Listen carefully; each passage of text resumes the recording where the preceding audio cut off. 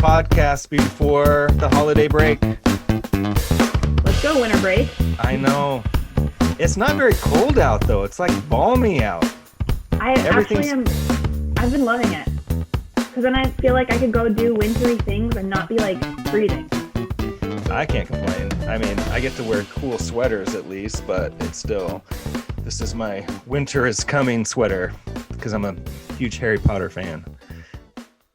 And and by the way, I have not even winterized my outdoor pipes. They're just out there.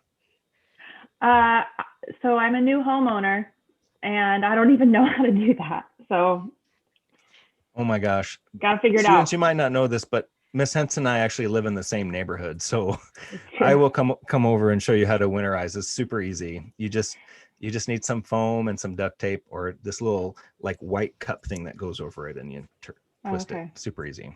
Yeah. Okay. Goes over your spigots. Yes. Yes. And by the way, I want to introduce some very special guests on the podcast today. I'm so excited to have back Miss Lisa Link, our school nurse from last year. Miss Link, say hi to all the students and families. Hey, Mustangs. I'm so glad to be invited to your podcast today. I miss all of you. And happy holidays. Excellent. Yeah, you know, I have very fond memories of Miss Link, and a lot of you eighth graders do as well. You know, last year was when COVID started to hit, and we started getting all these news stories in January and February, and we're looking at closing school. Nobody really knew what was going to happen, but Miss Link was just a constant presence of medical knowledge and leadership and surety in her New England accent, coming in and make you feeling, I mean, part of it is the New England accent, just like anybody in leadership should just have a New England accent, I think. But it's just like though. It's not just really New England. That's Boston. That's right. Right? That's Massachusetts. Right. That's right. And I loved all the Mustangs, all the kids that used to come in and make fun of my accent and ask me to say, park the car in Harvard Yard. And, you know, all of the teachers and stuff used to make fun of me. It was great. Yep. Can you say, do you like them apples? How about them apples? How about them apples? That's okay. You can ask your grandparents about where that quote is from, students. And then this year we have an amazing new school nurse, and she is here with us today. Miss Lily, please say hi to all the students. Hi, students. So nice to see you on the podcast. I am Nurse Lily. I've met some of you in ASB and Student Council, and it's so great to see you all here. And I'm just so happy to be a part of the Wild Mustangs. That's great. And then we've had a meeting already, and I totally butchered your last name, and I never want to do it again. So could you remind us all how to pronounce your last name? I say Milewski, but it kind of looks like Milewski. So you can just call me Nurse Lily or whatever you want. My grandma always said, call me anything, just not late for dinner. Excellent. All right. And then do you prefer Nurse Lisa? Yeah, sure. Nurse Lisa's good. All right, great. Works fine. And then also, as always on the podcast, we have Nurse Phil. So Phil prefers to be called Nurse Phil. Phil, why don't you say aspiring Nurse Phil. Yes, he's going to double as a school counselor and a school nurse. So he'll do like literally all the 504s in a school. That's an inside teacher joke. Nice. Lily will put you through your paces. Get on. Yes. I like it. For sure. And then also joining us right at the start, as always, our favorite librarian in the entire world, Miss Stacy Wright. Hey, Mustangs. So today I want to talk to you a little bit about since we have medical professionals in the podcast, I wanted to talk to you about some books if you are interested in medical topics. So first, this is probably the biggest book in the Alderwood Middle School Library, The Human Body. And it has these amazing pictures and charts and diagrams. That's your ear, by the way. And this is just a blast to look at, but it's probably not very handy for curbside pickup. So we also have smaller versions of books like Guts, Our Digestive System. I mean, who doesn't love to look at pictures of the digestive system? And The Human Body. So we have all kinds of different books, all different body parts, whatever you're interested in learning about. The pictures alone are probably worth hours of entertainment. Then, when I was doing my planning for today, the other book that I found, it's called Pandemic, and How Climate, the Environment, and Superbugs Increase the Risk. And the thing that I thought was really interesting is this is about historical pandemics like the 1918 flu that you've heard COVID compared to. This was written before COVID. And I think the most interesting part is it says in the summary, in fact, epidemiologists believe another pandemic is coming in within the next 30 years. Whoa, and I just bought this book last year. But even though it doesn't touch on COVID, it really talks about pandemics and why pandemics happen and some of the historical pandemics that we have been through. So I thought that was really cool. Well, it kind of highlights like all the answers. I keep saying this, all the answers to everything is in the library, even to the future and what's going to happen. So spend time in the library, you'll find out. Really quickly, you brought up the word epidemiologist. Can one of the nurses explain what an epidemiologist is? It sounds really interesting. Give it a crack, Lily. So an epidemiologist is a doctor that specializes in diseases. So an epidemiologist works at, and it's not just a doctor, there's all sorts of scientists that work in epidemiology, but they will look at really the study of diseases, how they affect the human body and how they can be transmitted to other people, and also how they can be cured. Boom, all in the library. Oh, sorry. Yeah, within populations of people. Yep. Public health professionals, PhDs. Yep. So Mustangs, if you want to get a head start on your medical training, just know that the Alderwood Middle School Library is here to support you. Whether you want to be a nurse like Nurse Lily or an epidemiologist or anything else, there are so many wonderful fields in medicine. Or if you want to write about medicine, right? Writers, they have such an important job right now with sharing information. And that, like, for instance, that book Pandemic, it's getting information that's really like scientific to people that, like me, don't really know a lot of science.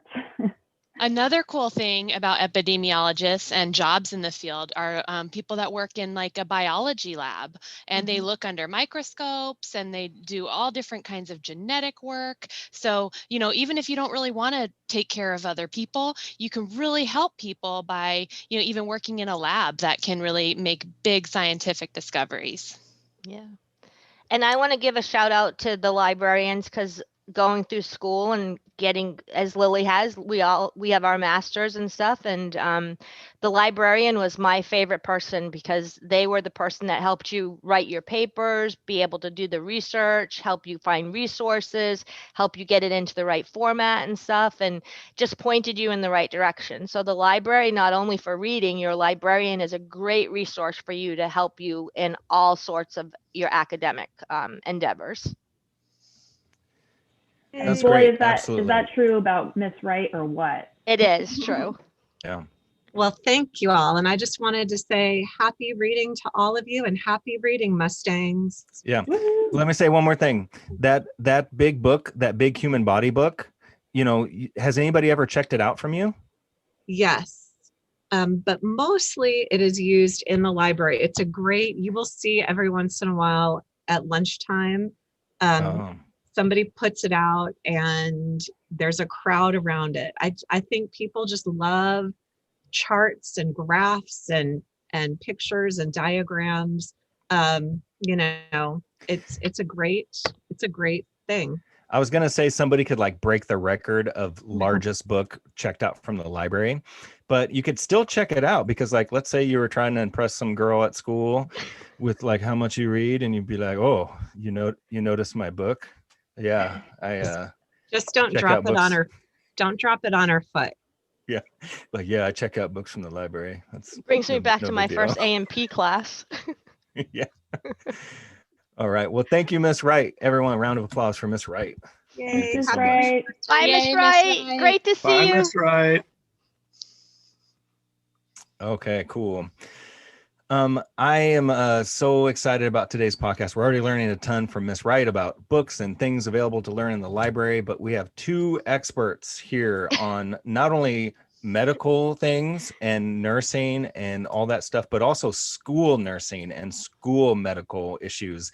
And especially in a pandemic, it's like, when we were thinking about guests, like we've had people who are pediatricians and we've had people who are mental health experts, but we also want people who come in and just can really explain like what's going on in the world today and we have some burning questions from staff even that we're going to ask.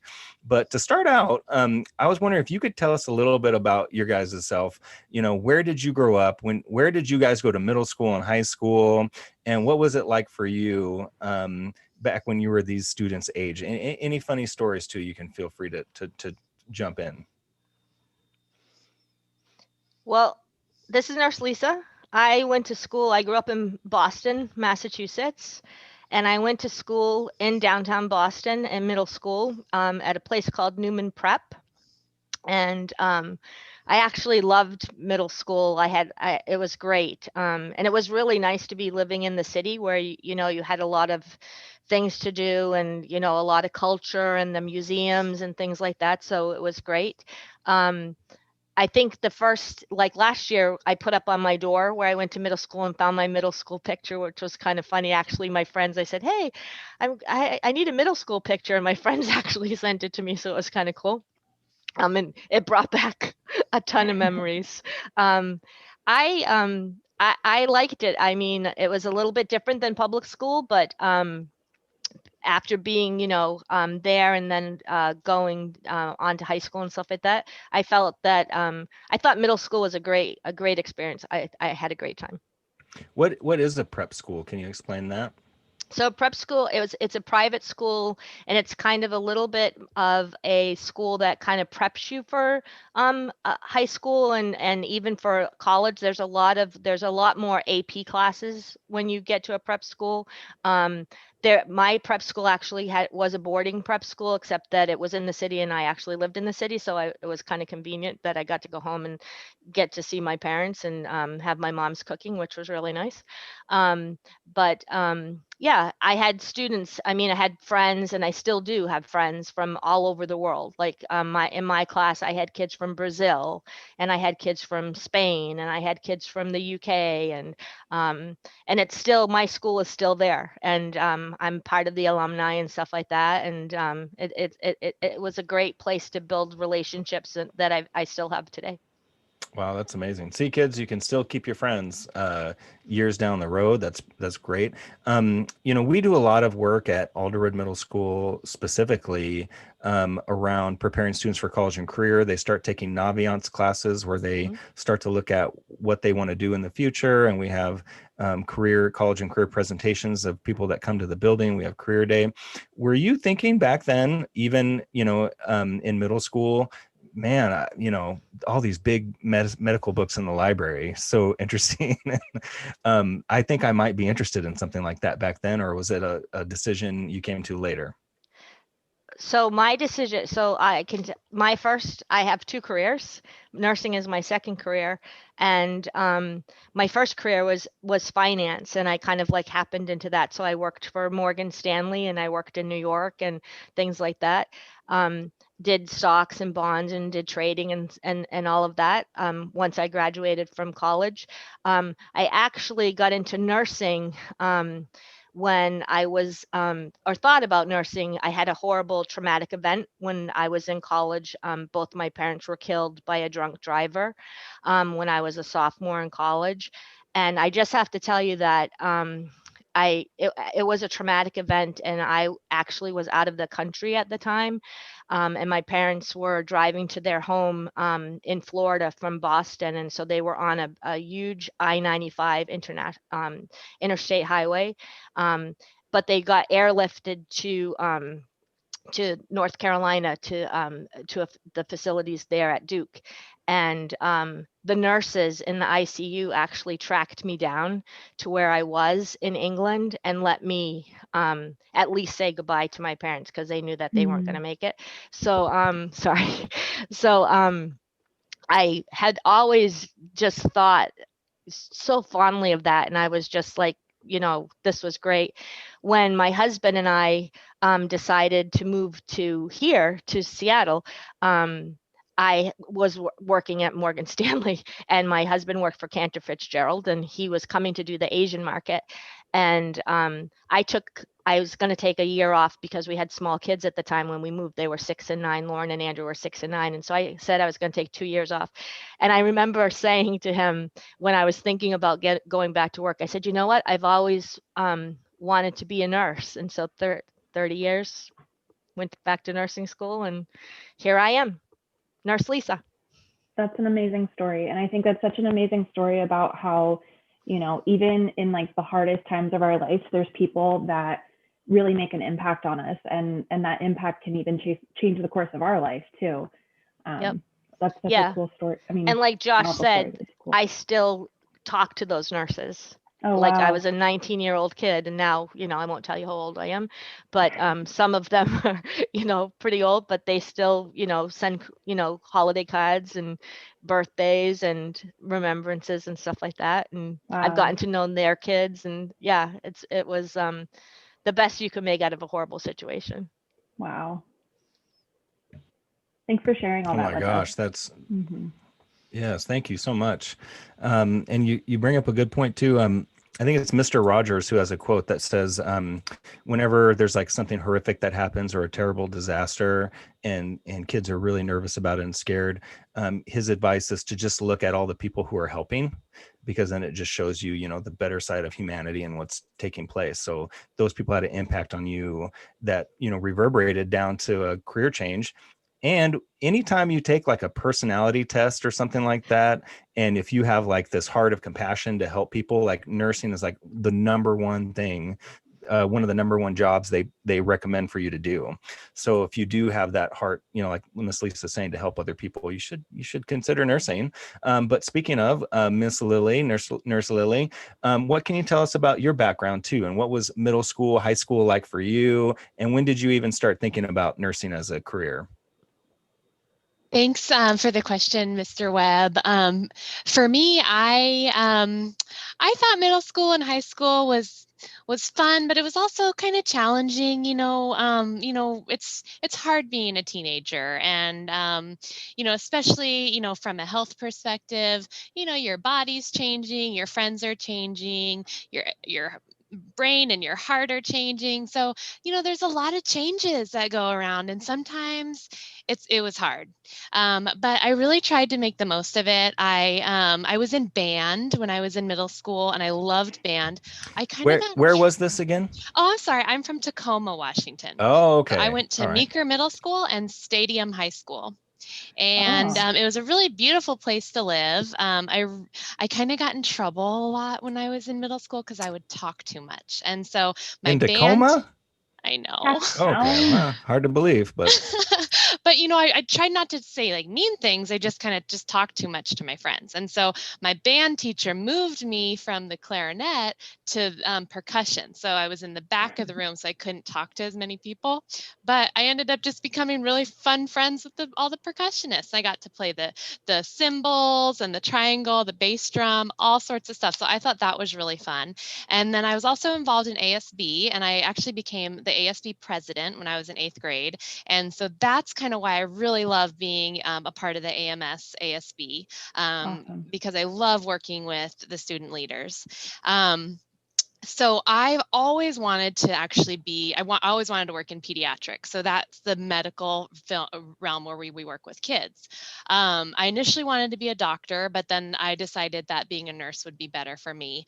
I I was about 4 years old, and I was living in Saudi Arabia, and I had a really I needed to get an emergency surgery on my airway, and there was something blocking my airway, and I wasn't able to breathe very well, and so we had to get a surgery immediately. And my family didn't speak Arabic, and we were in a different country, and and my parents, they're not medical, they didn't really know what to do, and so it was really scary. And then when you're a kid, if your parents are really scared and stressed, then as a kid you just kind of feed off that. And I remember when I was going into that surgery, it was the nurses that just made me feel so safe and so comfortable. And I was fine. I can breathe fine now. I can talk fine now. I have a few scars on my neck, but otherwise I'm okay. And so it was ever since then, I wanted to be a nurse because I wanted to help kids when they're scared and when they're hurting and when their parents are scared.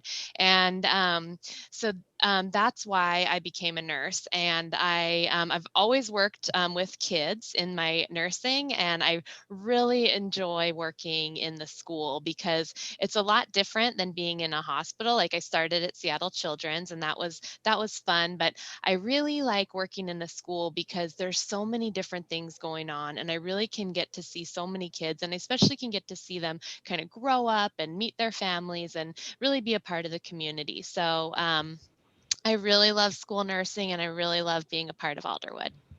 That's great. Thank you. What ended up being wrong with your throat? Was it allergic or? No, I actually developed this, it was called a thyroglossal duct cyst. So there's some sort of duct right here in your neck. You can kind of see my scar actually.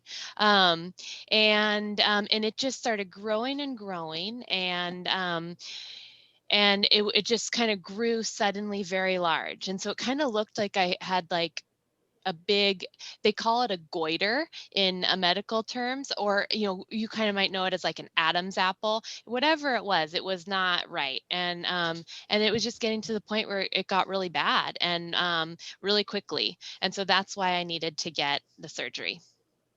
Wow.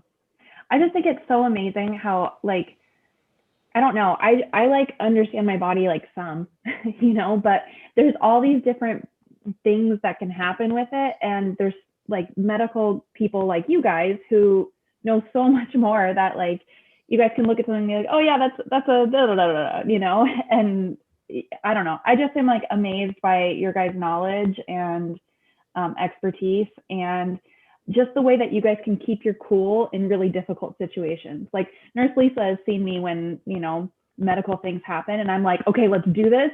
But also it's not for me. So I just so appreciate you guys. And where would we be without you guys, for real? Well, and just like it's important Especially to taking care of our ahead. bodies, it's also important to take care of our minds and what's going on up here. And so that's why Mr. Webb and Miss Henson are so important to our community, because we can really work together as far as how we can help, when our hearts are broken, when our feelings are sad, or when our arm is broken. So we all work together to support whatever kind of concerns the students are having.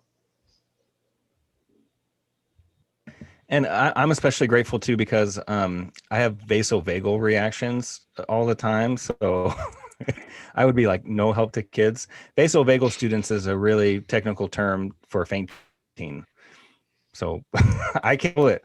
It's like if I donate, or sometimes somebody like accidentally cuts end or something, I get tunnel vision. I can't see, I can't hear. And I'm not like logically afraid of it. It's not like, oh, this is crazy. Like I get it. Like I can help. I can't control it. So if there weren't people like you, there would be no hope for any injuries at the school too. Takes all kinds, right? That's good to know about you, Mr. Webb. Yeah. Yeah, it comes and goes. I'm trying to note to the school nurse. Right? Yeah. Somebody told me hypnosis helps with it. I don't know if you guys ever heard of that. I used to work at Harborview in Seattle. It's a big trauma center where people from all over, like all the surrounding states, will go to if they get really, really bad trauma. And I know that sometimes when people would come in there and their family members would see them, the family members would end up fainting, like Mr. Webb was just describing, and then their family members become the patients. So it's actually Yes. a really common situation. And if Webb's it's like, yeah, been there. so if you feel that way when you're around, people that are sick or bloody, for your own safety, you probably want to stay away when they're in the hospital. Yeah, and I've had 2 kids, so it's like it's always a conversation, like, just so you know, I weigh 215 pounds, and do you want to cut the cord? No. Yes. I think I can. As long as I have a very low resting heart rate, so that's kind of, I think, part of the problem. So as long as I psych myself up with some jumping jacks or something, I can actually. But if it comes out of nowhere, just some kid with a bloody nose, I'm just like, oh, nurse, really, help. We'll help you, Mr. Webb. Don't worry. All right. Bring 2 wheelchairs. Mr. Webb was around. Anyways, That's all right. awesome.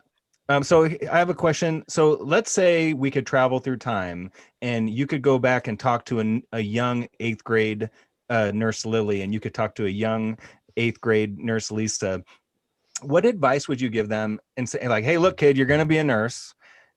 Make sure you take geometry and chemistry and this class and that class. And like, what would you encourage your young self to do academically now if they thought nursing was something they would be interested in the future? All the sciences, chemistry, biology, physics. Why You have to be, physics? you have to be good at math. Why physics? Not physics, physiology, sorry. Yeah. You have to be good at math. Now everything's computerized, but I still do my math just to make sure that the pump works and things like that. And when I teach now and teach nursing students, I make sure that they know how to do the math, even though you can program the pump and stuff like that, just to double check it and make sure, because there's a lot of decimal points in what we do for medications and stuff. But all the sciences. What do you think, Lily?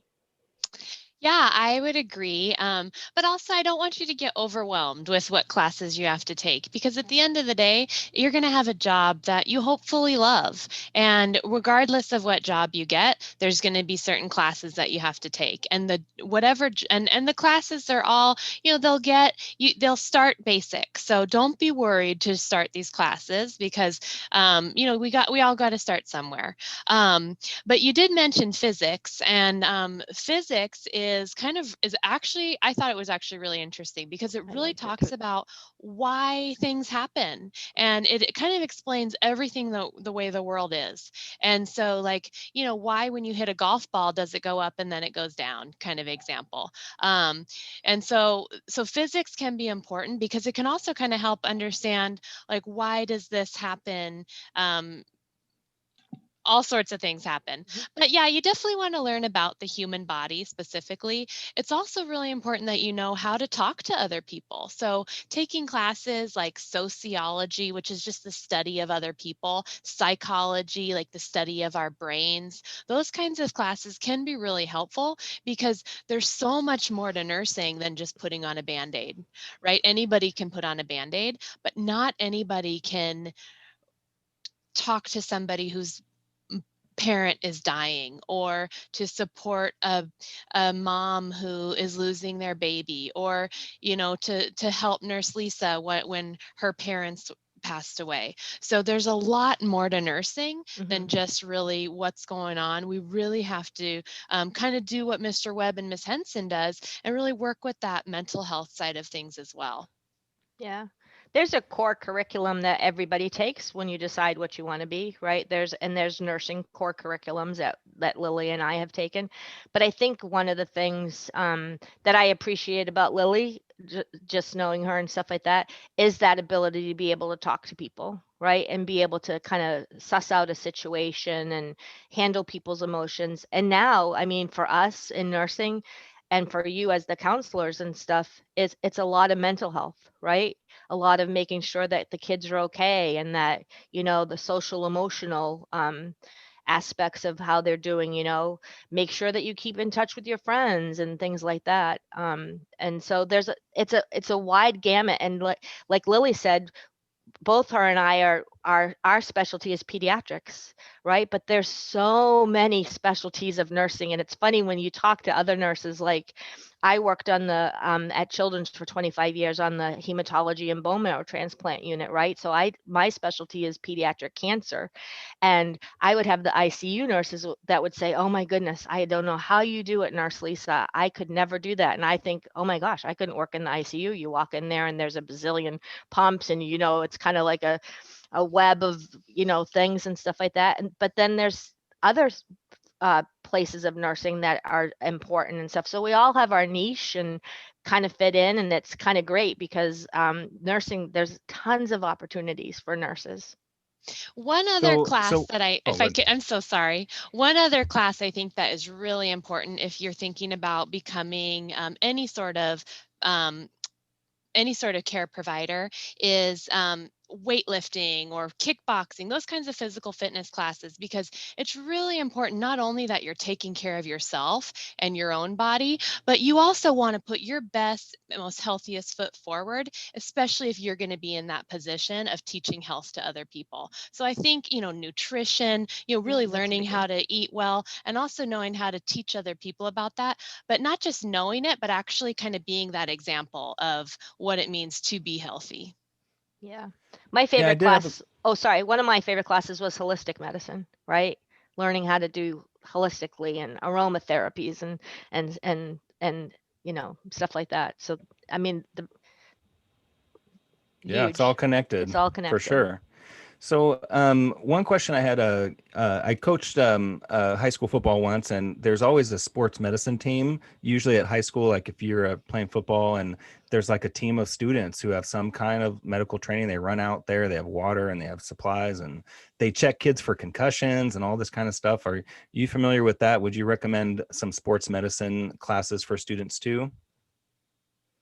100%. I remember when I was, I'm older. So when I was in middle school, I loved the Seattle Supersonics, and my dream job would be a trainer for the Seattle Supersonics. And that used to be our basketball team.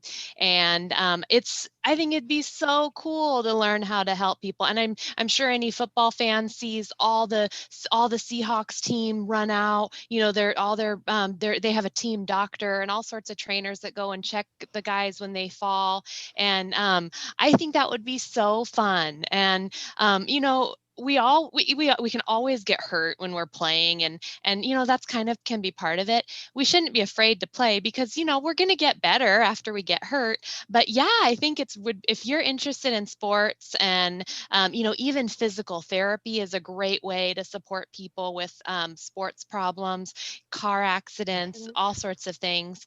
Even people with surgery, sometimes they need to get physical therapy after. So I would if you're interested in that kind of stuff, go for it. There are so many different things you can do for health or even for helping other people. Find what interests you and just go for it. So related to that too. So I know there are specialty high school classes they'll be able to take that might be, more focused on that, depending on what school they go to. But even when you're in high school at age 16 or starting in 11th grade, so for 11th and 12th grade, students can start to go take technical classes. So they could either leave high school for part of the day and do running start at the community college, or they could go to a technical program like Snow Isle and start taking classes there. I know some students who wanted to, as soon as possible, like as soon as they turn 18, have a job in the medical field because they did not want to live at home for whatever reason, or they're just for a lot, or home life, maybe there was low income and they wanted to support them. So I know some students who did Job Corps, and they went in at 16 and they came out, and then at 18 years old, if you looked at their social media, you'd see pictures of them like in a doctor's office in scrubs, like, and they're 18 and they're like doing stuff. So if someone was on a fast track and they wanted to, start taking, two years of community college or maybe go to a Snow Isle technical program. I know you can become a CNA, which is a certified nurse's assistant. Would you recommend, is CNA a good route to becoming a nurse eventually, or is there a different type of program you'd recommend when they're in high school? I think CNA would be the perfect place to start. I actually was a nurse's assistant before I became a nurse, and you learn so much. You get to work directly with doctors and nurses. You only need a high school diploma, and then and then you need to take your a certified nursing assistant course. And they have one in Shoreline and all different places. I actually also did Running Start because I was really ready to kind of, make money and grow up. And so any kind of classes that you can take that, like Nurse Lisa said, there are a list of classes that that the school advisor will give you. So just hang that on your wall, make a check after every class you take, so you can really see the progress getting closer and closer. You can also work in, there's a lot of jobs at hospitals or in medical practices that only require a high school diploma. So really want to just get through your high school, with as best grade you can, but as long as you have that diploma, you can still get a job. You can work as a front desk at the hospital without going to college. And as you know, when you're 16 or 18, depending on how old they want people, but also you can get, you can work as a, another job I did was hospital admitting. So like when people go and check in to the hospital or in the emergency room, there's someone at that front desk that says, that checks them in. You only need a high school diploma for that. And so even if you do want to be a nurse or a doctor or a biologist, getting your foot in the door by working at a hospital or any sort of doctor's office is a great place to start. If you are more interested in this and kind of want to learn a little bit more, you can definitely reach out to me anytime. Mr. Webb or Miss Henson can give you my email address or my phone number, and I'd be happy to kind of work with you and kind of give you tips for maybe some places around your house that might, and even starting as a volunteer. The more experience you get, the more exposure you get, you're just building your application, you're building your resume, and you're increasing your future chances for future success. Yeah. That's great. Another great one too is medical assistants. And they have a program, and they vary. Some are a year, some are 18 months. And you get to work in a doctor's office, and you get to do a lot of stuff. And a lot of nurses either do the CNA route or the medical assistant route, and then go on to nursing, or even stay. I mean, there's some great medical assistants that have been medical assistants for a long time, and they're very valuable to the healthcare system right now.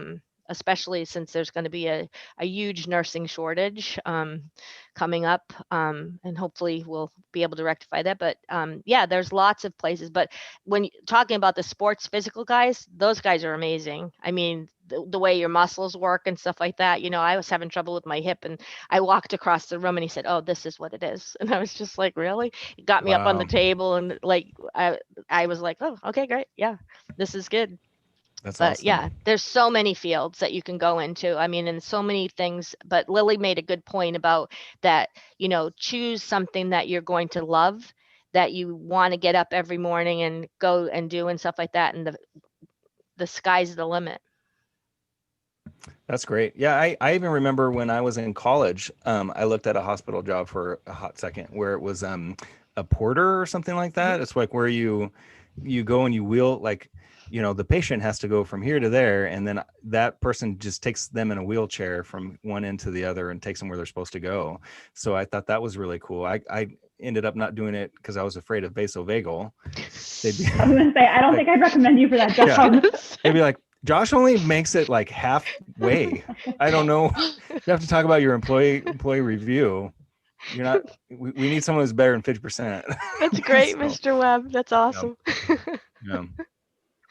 One of the things we really wanted to talk about, I know we have about 15 more minutes, about coming back to school and what that would look like. How can students be safe? and even some questions about, like, a lot of the research that comes out, we hear things like students are at a lower risk category. So, hey, can't we bump this up a little bit? We miss everybody, but there's a lot of factors to consider. So I guess two-part question is, why have we been out for so long, and what's the timeline for maybe returning? And then the second question would be, when we do return, what do you guys think that might look like? Should we do it 50-50? And when we do that, like, will we be able to have lunch together? Do we have to bring our own lunch? Do we all have to wear face masks? If we do return, what should that look like? Wow, Either one of you can go first. I'm going to show how old I am. That's the $64,000 question, isn't it? I think, the number one priority for everybody is safety, right? Is to make sure that we get back to school and that everybody is safe. And there's a lot of players at the game table, and the Department of Health, the governor, physicians, and seeing what we should be doing. Right? That's a good point. Let me just say that, because it's not like Nurse Lily and Nurse Lisa are like, not yet, some more time. It's not like that. Like, there's a lot to consider, and there's a lot of different people that would have to approve us returning. Right. And the district has a whole board that's working on all of this and the guidelines, and they have a direct funnel to the Department of Health and King County, Snohomish County, Lily, chime in, that make the decisions. But again, I don't know, Lily can chime in too. We don't have a magic 8 ball of the best thing right now. We follow the guidelines of what everybody tells us to, wear a mask, hand washing is always our mantra as nurses. Make sure you hand wash, and social distancing for right now. We're kind of like playing it by ear as well as everybody else. I mean, it kind of seems like some of the stuff changes. Like, we can have a meeting, Lily and I can meet with the nurses at 9 o'clock, and something might change by 11 o'clock in the morning. Lily, what do you think? Yeah, I think that it's important to understand that we're not the ones that decide whether or not to open school. If we were, I want you all in school. If you're not doing okay at home, we really want you to reach out to us, because we do want you to be okay, and we really care about you, and we miss you. Now, when we do open school, it's going to be up to the Snohomish Health Department, which is the county that we're in, and then also the Washington State Department of Health, and then our state governor. So those decisions are all above, even above Mr. Stewart. And so when we do open school, there's, and like Miss Lisa said, there's a lot of things that are always changing. We hope that we'll open school soon, but it's not up to us. And when we do open school, they're going to probably want us to be wearing masks and to stay 6 feet apart. We're probably not going to be able to eat lunch all together in the cafeteria right now. We really hope that changes, because we really understand how important it is to see your friends, talk to your friends, hug your friends, and I really want to acknowledge that I understand that this is hard, and I know it's hard for probably a lot of these students, just like it's hard for a lot of the adults. And this is, we just really care about you, and we want you in school, but we also want you to be safe. So when we do open, we're going to be doing our best to keep you safe, but I also want you to know that kids have a very, very low chance of getting coronavirus. So you students are going to be okay. Even if you do get sick, you will get better. And so that's really important to acknowledge. I don't want you guys to be afraid of this, because you guys are strong, you guys are healthy, and we're all going to get through this together. Whenever we do start again, or if we just stay on remote, we're here to support you.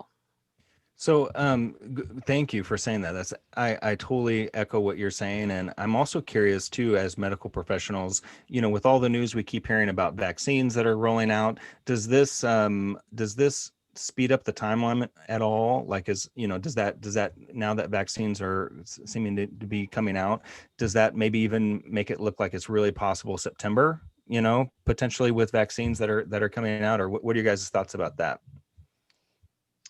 Well, I would hope that will expedite the reopening process. However, the main doctor in charge of the coronavirus in the entire United States, Dr. Fauci, he did say last week that even with a vaccine, we're still going to need to continue all of the existing social distancing public health measures. So it was a little bit disheartening to me when I heard him say that, because he's saying that this vaccine will not prevent you from getting coronavirus. The vaccine will prevent you from having severe symptoms of the coronavirus. And so even if there is a vaccine, even if you are vaccinated, you can still pass it on to other people. So that was just recently last weekend when he said that. Yeah, because one of the things that has made the most sense to me about all of this is definitely the idea that even though kids might be at I'm like patting my chest like I'm a kid, even though young people might be, it might not be as great of a risk for health problems. They have family that might be and grandparents they live with, so it's really about a whole community purpose behind that. But if a vaccine comes out and there's, let's say, a student has a grandma at home who's 80 and has health problems, would the grandma want to take the vaccine and then the grandma would be safe? Or would you not want to give the grandma the vaccine? Because again, like you said, it doesn't necessarily prevent you from getting it. You know what I mean? Like, is the vaccine meant for vulnerable populations? I think initially it is most designed for vulnerable populations, but I think it is grandma's choice and your family's decision whether or not you guys want to do it. So I don't really want to impose a yes or no, because I think that everyone has a right to choose what they do with their body. Yeah, I think too, echoing on that with Lily is, that's a talk that you need to have with your primary care physicians and see, how your health is and, how you're doing and stuff like that. And I concur with Lily that it's about the choice of the person. And if you get a vaccine, if you don't get a vaccine, we support you and your decisions, and we still want you to come back to school as soon as the governor will let us. Yeah. I think in the broad thing of like Mr. Webb, what you're talking about is, will we get back to school? Lily and I hope so. Would we love you all to be back to school tomorrow? Absolutely, because we miss all of you. Again, it's all about safety. Will it look like it used to in the past? Probably not. There'll be some changes, but they won't be so severe changes that you still won't be able to have a successful middle school and that you still won't be able to see your friends and stuff like that. And it's ever evolving. The whole thing is evolving for all of us. But again, we want you to keep, like Lily said too, we want you to keep the lines of communication open. And if you're feeling down or you have some questions or whatever, call Lily or call Mr. Webb or call Miss Hanson and talk to them about it. That's, even the other day I was kind of feeling kind of down, and I looked at my husband and said, hey, you know what? I just have to turn the computer off for a second. And I just kind of like regrouped myself and put the leash on Miss Daisy, our new dog that we have, and I went out and walked to the neighborhood. And you would have thought that I hadn't lived here for the past 12 years, because it was like all the neighbors came out and said, oh, hi, it's Daisy. Oh, Daisy's getting so big. But you know what? It kind of lifted my spirits. And those are the kind of things that you have to do, right? But we want you to keep the lines of communication over, because we all feel the same things. Yeah, well, thank you guys. I know just anxiety is a big thing that students are struggling with more now, than ever before. And just to have two very competent mental health, know a lot about mental health, but medical professionals available to help students and support them, and know that when we do return, we will be safe and taken care of by people who really care about us, and don't do this for the money. They're in it because they care about helping people. So that'd be wonderful. Okay, so before we let you guys go, we have a really important game that we want to play with you guys. Very exciting game. This is a game we actually play with every guest we have. Oh, okay. So we Good to play this know. with everyone, but we want to play with you guys now. And this game, of course, the game we play with everyone is historical names of diseases. So it's very simple. We'll do a practice round. Let me share screen. All right, share screen. You're gonna love this game. All right, can everybody see? Yes. All right, it's Yeah. time to play historical names of diseases. And then Phil will put in intro music here. So it's very simple. We're going to tell you a historical name of a disease, and you guys have to guess what the actual medical term for that disease is. So let's try and take a sample round. Here we go. Consumption. Anybody want to take a guess? What disease is consumption nowadays? Pulmonary tuberculosis. Pulmonary tuberculosis. All right. Miss Nurse Lily, do you agree? I agree. I was not good at history, but I believe the answer is TB. All right. TB. All right. Phil, help me keep score, but this is a practice round, and the answer is tuberculosis. Yes. No, we both ding, want ding, credit ding, for ding. that. Lily and I Yes. both want credit. Yep. There you go. So you guys would both they can both have credit because they got the right answer. Okay. So the first one, consumption, yes, is tuberculosis. Why do you think they called it consumption back in the day? Because it was a wasting. People wasted away. Oh. Yeah. All right, kids, you're getting help with your social studies class too. All right, here's the next historical name for an infectious disease. Breakbone. Breakbone.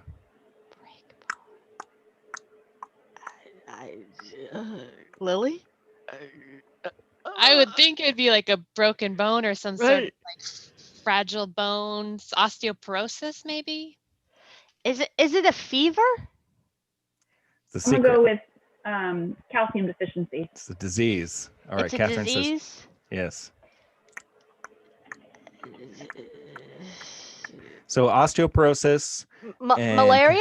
malaria. Okay, ready? Here we go. And the answer is dengue Yeah, fever. Yeah. Yeah. Okay. Okay. Had that before.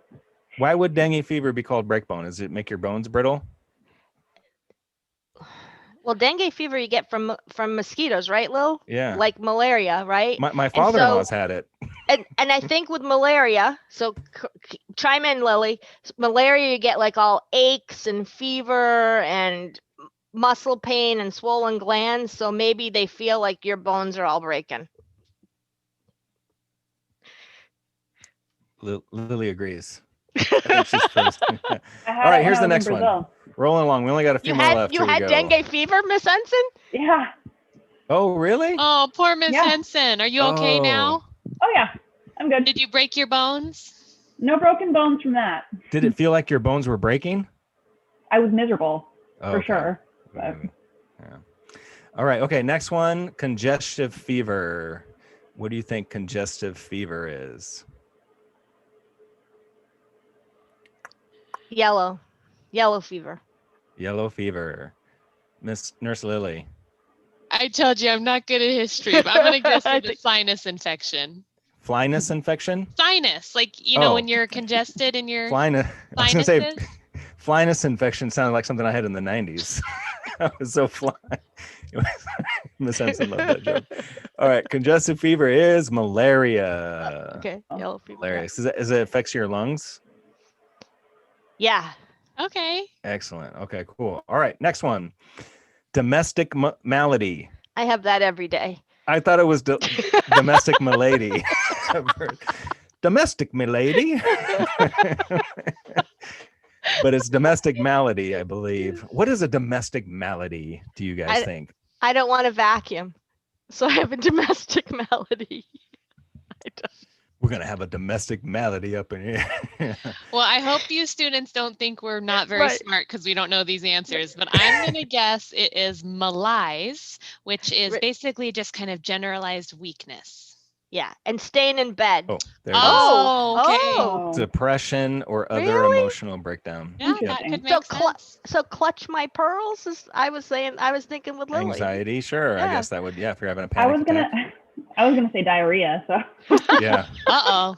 Oh, that might be coming up. Let's see. Okay, next one That might is be coming green up. fever. Green fever. Any guesses? Green fever. I'm gonna say I've never heard of green fever. I've heard of yellow fever, Rocky Mountain spotted fever, dengue fever. Something that makes you puke, maybe. Ooh, yeah, I was gonna say nausea. it could Some be. kind of I wonder Creepy where thing. the fever part comes from. the flu. Okay, here we go. Green fever is anemia. Oh. Anemia used to be called green fever. So anemia has to do with your blood and lack of iron. Is that correct? Yep, Yes. or low blood red blood cell count. Okay. I'm gonna say the green part of it has to come if we did our research and we got Miss Wright with us. Oh, that yeah. that this has to do with where this disease is from. Oh, gotcha. The know, Green hi- River or something like Like that. Rocky Mountain spotted fever is from Gotcha. the Rocky Mountain, but that's what it's going to be. That it There's probably no turning causes green. anemia, but it's going to be demographic. That's why they named it that. Oh my gosh, kids. Call the nurse. Oh my I God, don't- Mr. He Webb has has the green green fever. Oh, no. Now that you've said that, we should have said the Hulk. Yes. know, right? Oh. Right. You What's won't like that? me when I'm angry. Gamma Right. rays, gamma ray exposure. Gamma rays, malaise, Gamma ray right. exposure. All right, couple more. Purple burps. Purple burps. Phil, why That's are you not real. smiling about That's this not one? real. Come on. No, it's real. It just sounds funny. You got It's a case real. of the purple burp. All of these are real. All these are real. I promise. There's no jokes. All right, so let's think about this. Let's take it back. Oh, Some- this is the diarrhea, right? This has got to be something Giardia or something like that, right? Because you've got that horrible sulfur kind of stuff when you have Giardia. You've got the diarrhea. You've got I'm gonna go Giardia. All right, Giardia. Nurse Lily, what do you think? I'm going to say diarrhea.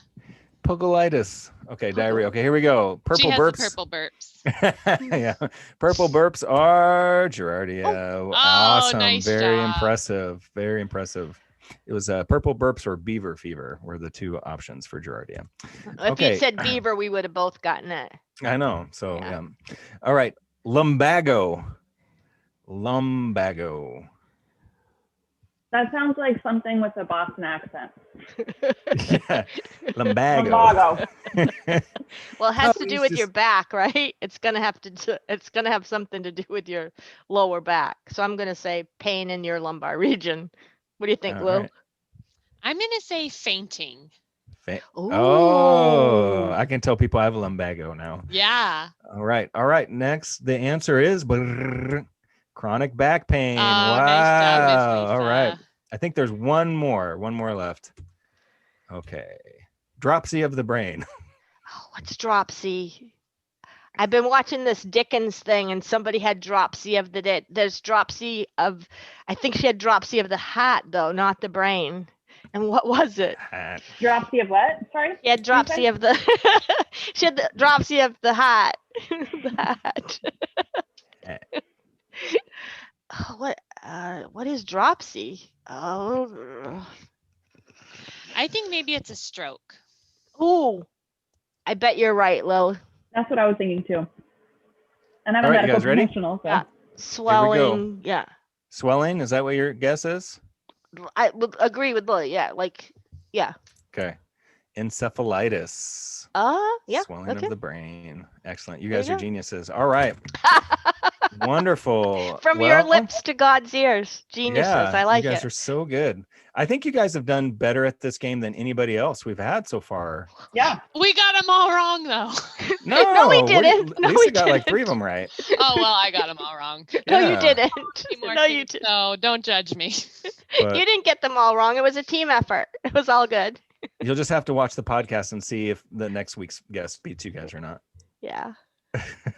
For a new round Absolutely. of historical names of You diseases. guys are so wonderful, and I'm so glad that you were both here. Nurse Lily, it's been really nice working with you, and I'm glad to be getting to know you. And Nurse Lisa, it is just makes my heart and makes my day to see you again. Thank you. We know you guys got to go and take care of people. Thank you so much. AMS misses you. We love you, Nurse Lily. We love your pug as well, too. Bye everybody. Thanks. Thank you, guys. Need to Have see a you guys. Go Mustangs. Have a good winter break if we don't see you. All right. Bye. Bye, everyone.